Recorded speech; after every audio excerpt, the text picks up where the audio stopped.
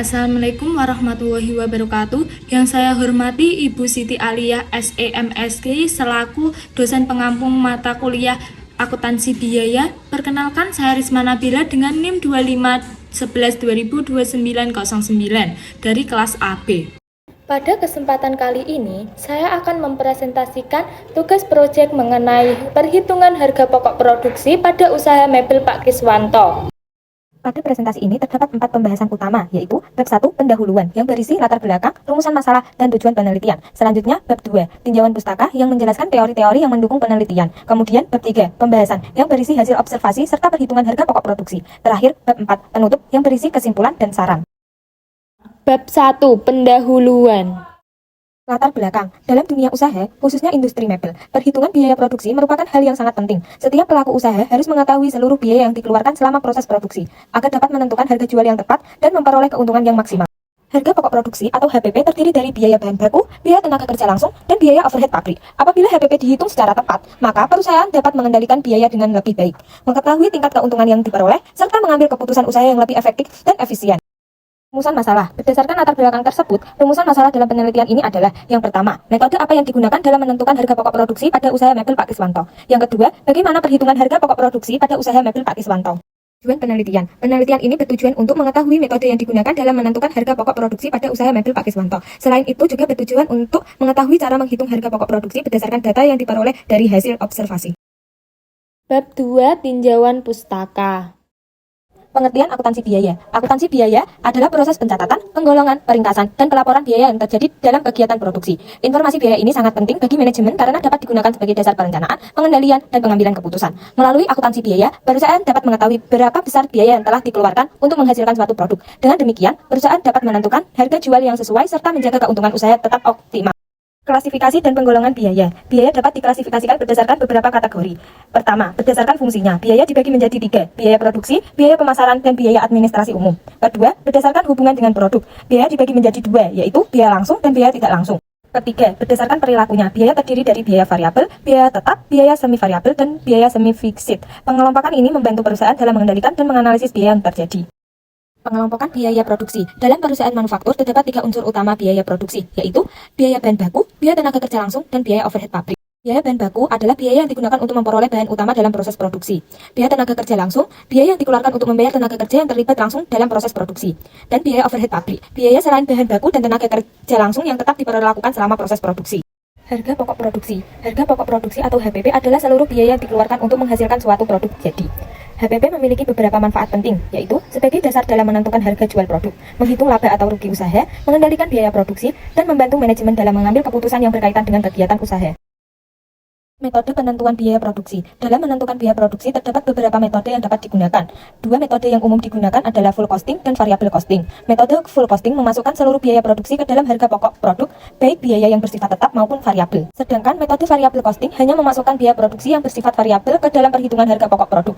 Pemilihan metode yang tepat akan memengaruhi hasil perhitungan biaya produksi dan laba perusahaan. Metode pengumpulan biaya. Proses pengolahan produk dalam perusahaan manufaktur dapat dibagi menjadi 2 kelompok, yaitu proses produksi berdasarkan pesanan dan proses produksi massal. Proses produksi berdasarkan pesanan yaitu perusahaan yang proses produksinya berdasarkan pesanan mengumpulkan biaya produksinya dengan metode kos pesanan.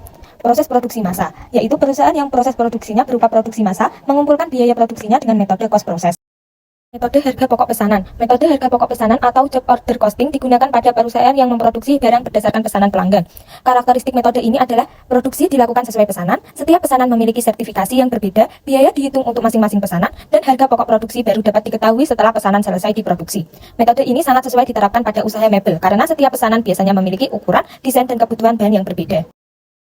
Bab 3 pembahasan.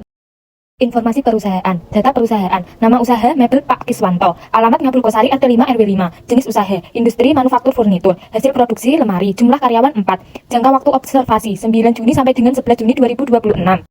Informasi kegiatan perusahaan. Berdasarkan hasil observasi, mebel Pak Kiswanto merupakan usaha yang bergerak di bidang pembuatan furnitur seperti lemari, meja, kursi, dan pintu. Proses produksi dilakukan berdasarkan pesanan pelanggan sehingga setiap produk yang dihasilkan memiliki spesifikasi yang berbeda. Pada penelitian ini, penulis memfokuskan penghitungan harga pokok produksi pada pesanan 2 unit lemari milik Pak Ahmad yang dikerjakan selama periode observasi. Kegiatan produksi. Proses produksi lemari di Mebel Pak Iswanto terdiri dari beberapa tahapan. Tahap pertama adalah pemilihan kayu sebagai bahan baku utama. Tahap kedua yaitu penggergajian kayu sesuai ukuran yang dibutuhkan. Tahap ketiga adalah proses penghalusan agar permukaan kayu menjadi lebih rapi. Tahap terakhir yaitu proses perakitan hingga menjadi produk lemari yang siap digunakan. Karena proses produksi dilakukan berdasarkan pesanan pelanggan, maka metode yang digunakan adalah metode harga pokok pesanan atau job order costing. Transaksi mebel Pak Kiswanto. Pada tanggal 9 Juni 2026, perusahaan menerima pesanan dari Pak Ahmad berupa 2 lemari dengan harga per unit 4 juta dan akan diserahkan pada tanggal 11 Juni 2026.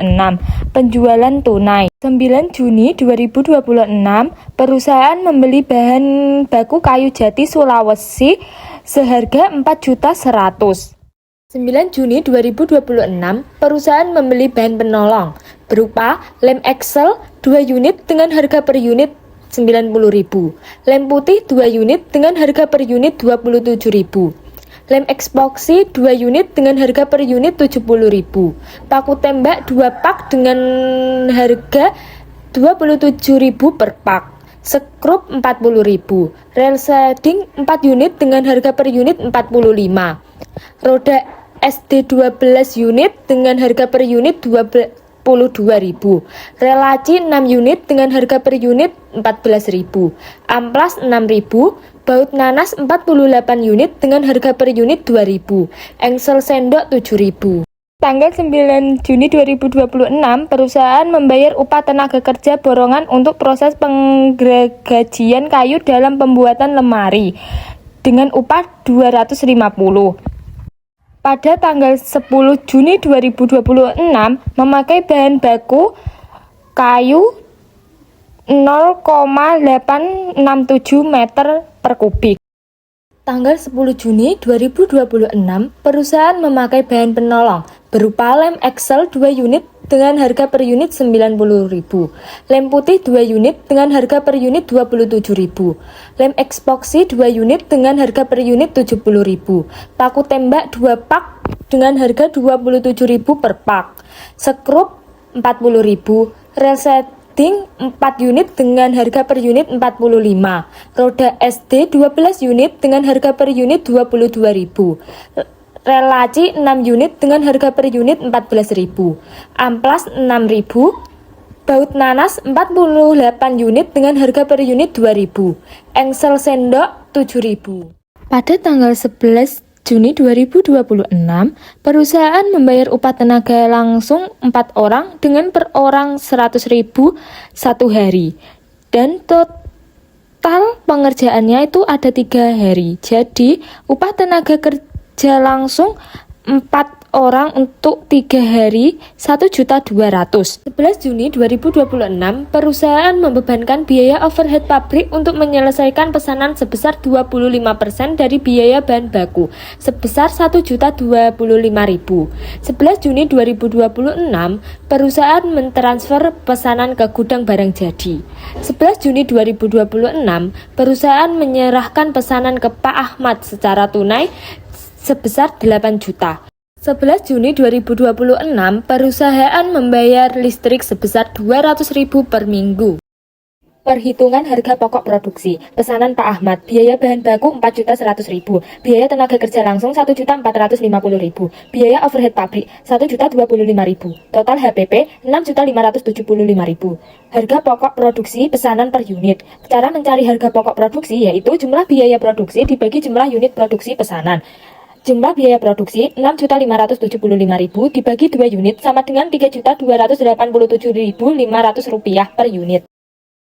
Menyesuaikan BOP dibebankan dengan BOP sesungguhnya.